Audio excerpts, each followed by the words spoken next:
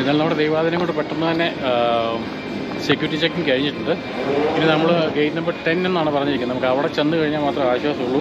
ഇതിൻ്റെ ഏറ്റവും ടെൻഷൻ എടുക്കുന്ന വേറെ കാര്യം എത്തുന്നില്ല. നമ്മൾ ഇങ്ങോട്ട് വന്ന സമയത്ത് എനിക്ക് ബോംബെയിൽ നിന്ന് ഫ്ലൈറ്റ് മിസ്സായി. സോ അതുകൊണ്ടാണ് നമ്മൾ ഒരല്പം കൂടി കൂടുതൽ ടെൻഷൻ എന്ന് വേണമെങ്കിൽ പറയാം. അതാ ഇപ്പോൾ ഗേറ്റ് നമ്പർ ഇവിടെ 922 എല്ലാം അങ്ങോട്ടാണ്. അപ്പോൾ നമുക്ക് അങ്ങോട്ട് തന്നെ പോകാം. കാരണം ഗേറ്റ് നമ്പർ കണ്ടുപിടിച്ച് ഇപ്പോൾ അവർ പറഞ്ഞതനുസരിച്ചാണെങ്കിൽ നോർമലി ബേസിലാണെങ്കിൽ 8:45 ആണ് ടൈം. ഇപ്പോൾ സമയം ബോർഡിങ് തുടങ്ങുന്ന സമയമാണ്.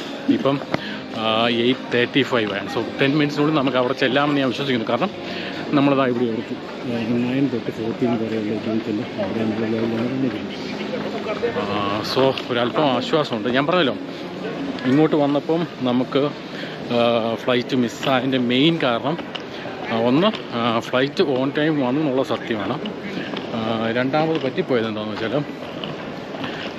ഇവർ സെക്യൂരിറ്റി ചെക്കിങ് ഒരുപാട് ലേറ്റായിപ്പോയി.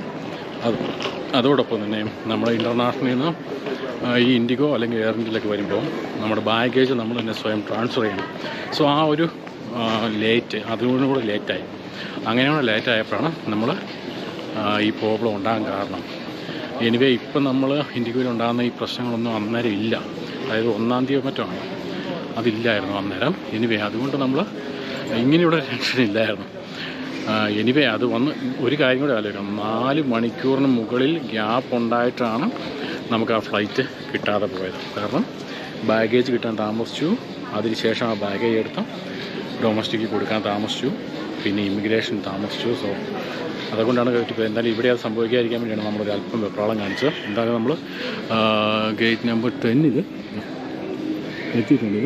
നമ്മൾ ഇനി ഇവിടെ വെയിറ്റ് ചെയ്യാം. ഹൈദരാബാദ് എയർപോർട്ടിൽ ഫസ്റ്റ് ടൈമാണ് ഞാൻ എത്തുന്നത്. നമ്മൾ പ്രതീക്ഷയിനപ്പുറം ഒരു വലിയൊരു എയർപോർട്ട് തന്നെയാണ് സത്യം പറഞ്ഞാൽ. കൊച്ചിനെ കമ്പയർ ചെയ്യുമ്പോൾ സത്യം പറഞ്ഞാൽ കൊച്ചി എയർപോർട്ട് എന്നൊക്കെ പറഞ്ഞാൽ നമ്മൾ ഭയങ്കര വലിയ കാര്യങ്ങളൊക്കെ പറയുന്നതാണ്. സത്യം പറഞ്ഞാൽ കൊച്ചി എയർപോർട്ട് വളരെ ചെറിയൊരു എയർപോർട്ടാണ്. നമ്മൾ മറ്റുള്ള സ്ഥലങ്ങളിലുള്ള എയർപോർട്ട് കാണാത്തതുകൊണ്ടാണ്. അപ്പോൾ ഞാൻ നിങ്ങൾ കാണിച്ചത് ഇവിടെ ഇതിൻ്റെ ഒരു സ്ട്രക്ചറും അല്ലെങ്കിൽ ഇതിൻ്റെ ഒരു കപ്പാസിറ്റി തന്നെ നിങ്ങൾക്ക് ബാക്ക് സൈഡിലൊക്കെ കണ്ടു കഴിഞ്ഞാൽ അറിയാൻ പറ്റും. അതുപോലെ തന്നെ ടെർമിനലിൻ്റെ എണ്ണമാണെങ്കിലും ഒരുപാട് വ്യത്യാസമുണ്ട്.